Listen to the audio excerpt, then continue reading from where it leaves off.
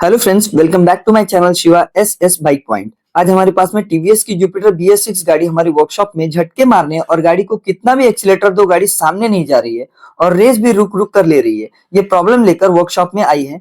तो चलिए देख लेते हैं कि इस BS6 वेरिएंट में क्या इश्यू है।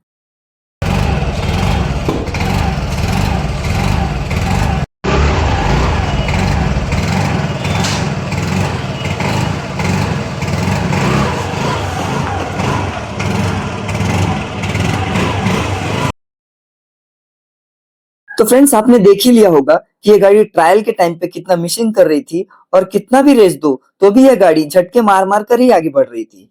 इसके मीटर में इंजन चेक लाइट या MIL लाइट कंटिन्यू दिख रहा है। तो चलिए सबसे पहले इसे हम स्कैनर से डायग्नोस करके देखते हैं कि आखिर इसमें सेंसर या एक्चुएटर से रिलेटेड क्या इश्यू हो सकता है। तो फ्रेंड्स, मेरे पास जो OBD2 स्कैनर है वो V311 है, जो कि काफी हेल्पफुल है किसी भी BS6 गाड़ी की स्कैनिंग करने के लिए। तो मैंने इसे इजीली कनेक्ट तो कर लिया है। तो आइए आप देखते हैं कि इसे कैसे यूज में लाया जाता है स्कैनिंग और कोड इरेज करने के लिए।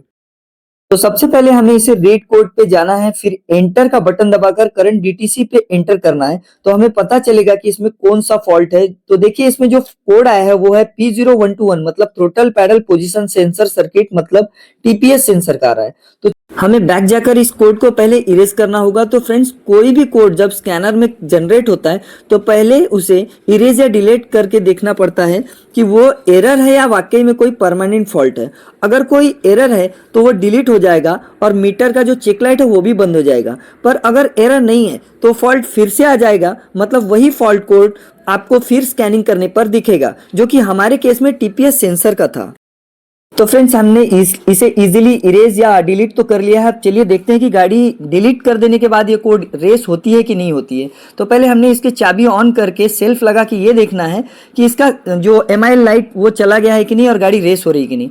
तो जिस तरह से हम लोगों ने सेल्फ लगाया और गाड़ी को जब स्टार्ट किया तो आप देख सकते हैं कि पावर मोड में गाड़ी तो इजीली चले जा रही है, पर गाड़ी 10-20 के ऊपर नहीं जा रही है और इसका MIL लाइट भी कंटिन्यू बना हुआ है, चेक लाइट। तो चलिए इसको बंद करके फिर से हमने जो प्रोसीजर करना था वही फिर से एक बार दोहराएंगे कि इसके रीड कोड पे हम लोग वापस जाएंगे। हमें स्कैनर के फिर वही प्रोसीजर को करना है। वापस से हमें इसके रीड कोड में जाकर कोड चेक करना है कि वो जो पुराना कोड हमने इरेज कर दिया था, जो TPS सेंसर वाला था, वो इरेज हो गया है या फिर से आ गया है। स्कैनर में वही प्रोसेस करने के बाद आप फिर से देख सकते हैं कि वही same fault throttle pedal position sensor circuit जो था TPS का वो फिर से आ गया है। इसका मतलब ये एक परमानेंट फॉल्ट है और इसको हम लोगों को क्लियर ही करना पड़ेगा, ये इरेज करने से नहीं जाएगा। तो चलिए अब इस गाड़ी को, व्हीकल को खोल के अब देखते हैं कि इसके अंदर में थ्रोटल में ऐसा, थ्रोटल जो बॉडी है उसके अंदर में ऐसा क्या प्रॉब्लम है जो डिलीट नहीं हो रहा है। कोई एक परमानेंट फॉल्ट है, उसे जाके वहीं बनाना पड़ेगा हमें।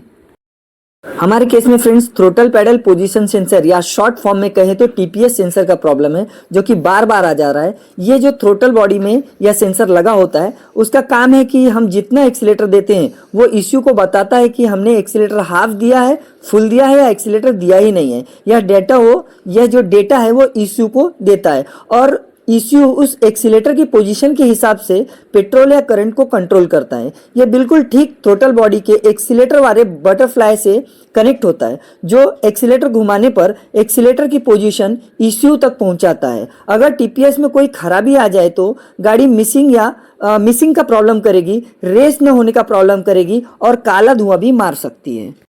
तो चलिए मैं आपको थ्रोटल बॉडी कैसे खोलना है वो दिखाते हुए ये भी समझा देता हूँ कि आपने बजाज KTM या पुराने रॉयल एनफील्ड की कुछ गाड़ियों में आपने देखा होगा कि आपके थ्रोटल बॉडी पर अलग अलग सेंसर लगे होते थे, जैसे कि TPS sensor, map sensor, ISCV wall. इसके अलग फिट रहने का फायदा ये होता था कि आपको अगर जिस सेंसर का फॉल्ट बता रहा है उसे आप अलग से आप निकाल कर साफ कर सकते हैं या खराब होने पर रिप्लेस भी कर सकते हैं। आपको कम पैसे में सेंसर बाहर ही बाहर रिप्लेस करने में पैसा भी कम लगेगा। पर अब जो गाड़ियां आ रही हैं उसमें थ्रोटल बॉडी में ही इश्यू फिट कर दिया गया है और उसके टोटल सेंसर्स को भी उसी इश्यू में डाल दिया गया है, एक यूनिट बनाकर। जैसा कि आप इस जुपिटर में देख पा रहे होंगे, थ्रोटल बॉडी के साथ ही जो काले कलर का यूनिट लगा हुआ है उसे ही इश्यू कहते हैं। अब जिस मॉडल में इश्यू थ्रोटल बॉडी में लगा होता है उसमें आपको पूरा थ्रोटल बॉडी ही साफ करना होता है। इनकेस अगर साफ करने से प्रॉब्लम सॉल्व हो जाए तो ठीक है, वरना आपको पूरा थ्रोटल बॉडी ही कुछ वायरिंग को चेक करने के बाद में रिप्लेस करना होगा। ज्यादातर केसेस में तो यह साफ करने से प्रॉब्लम चला जाता है, पर ना हो तो सेकंड स्टेप में आपको वायरिंग चेक करना होता है और लास्ट और थर्ड स्टेप में आपको फुल कंफर्म हो जाने के बाद थ्रोटल बॉडी ही रिप्लेस करना होगा।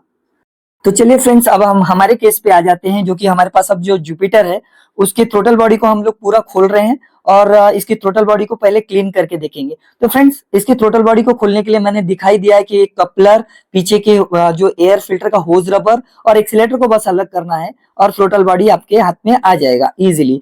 अब देख ही रहे हैं कि थ्रोटल बॉडी की क्या कंडीशन हो रखी है, पूरा काला हो रखा है। इसको मुझे तो नहीं लग रहा है कि इसको पहले कभी साफ किया गया होगा। तो पहले हम इसको पूरी अच्छी तरह से क्लीन करेंगे, उसके बाद ही चेक करेंगे कि इस गाड़ी का रेस या मिसिंग का प्रॉब्लम सॉल्व हो रहा है कि नहीं हो रहा। तो इसको टोटली हम लोग थ्रोटल बॉडी क्लीनर की हेल्प से इसको अच्छी तरह से क्लीन करेंगे। तो चलिए इस प्रोसेस को कैसे किया जाता है मैं शॉर्ट वे में आपको ये भी समझाने की कोशिश करूंगा। थ्रोटल बॉडी को निकाल लेने के बाद में सबसे पहला यही काम करना है कि आपको एक ब्रश लेना है। ब्रश की हेल्प से आपको जो थ्रोटल बॉडी के ऊपर लगा हुआ जितना भी डस्ट है उसको अच्छी तरह से झाड़ लेना है और एयर की मदद से उसको उड़ा देना है।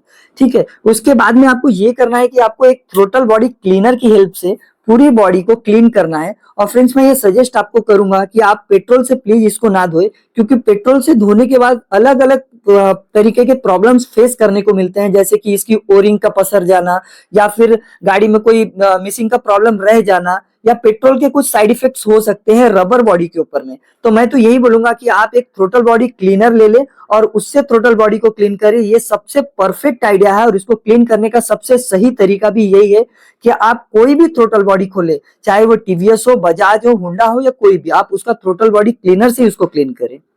फ्रेंड्स, आप देख रहे हैं मैं जिस होल में इसको ये थ्रोटल बॉडी क्लीनर को इंजेक्ट कर रहा हूँ, एक स्प्रे कर रहा हूँ, वो होल बहुत मेन है। उस होल में ही आपको पूरी तरह से चेक करना है कि कचरा बहुत ज्यादा जमा हो जाता है। ये जो छोटे छोटे होल होते हैं ये अलग अलग सेंसर्स के पास में जाते हैं, जैसे मैप सेंसर्स वगैरह हो गया। उसके बाद में दिए हुए जो अलग गाड़ियों में दिए हुए जो इसका आईएससीवी वॉल हो गया है, हर गाड़ियों में इसके छोटे छोटे होल जो है उसको क्लीन करना है। ये होल्स में अंदर अच्छी तरह से आपको थ्रोटल बॉडी का क्लीनर जो है स्प्रे करना है और पूरी क्लीनिंग की प्रोसेस को अच्छी तरह से करने के बाद में आप उसको अच्छी तरह से क्लीन क्लोथ से पोंछ ले, जो कि एक माइक्रोफाइबर रहा तो ठीक है, नहीं तो आप सादे कपड़े से भी आप इसको पोंछ सकते हैं। पूरी प्रोसेस हो जाने के बाद में थ्रोटल बॉडी को वापस अपनी जगह पे लगा दे। पहले आपको याद ही होगा कि जब ये गाड़ी को हम रेस करते थे तो 10-20 के ऊपर नहीं जाती है। तो चलिए देखते हैं कि ये प्रॉब्लम सॉल्व हुआ है कि नहीं। फ्रेंड्स, मैं ऐसे ही टेक्निकल और BS6 रिलेटेड वीडियो लाता रहूंगा। प्लीज मेरी मेहनत को वेस्ट ना जाने दे और मेरी वीडियो को लाइक, शेयर एंड सब्सक्राइब करना ना भूले और कमेंट करके जरूर बताएं कि आपको वीडियो कैसी लगी। Thank you for watching my channel. जय हिंद।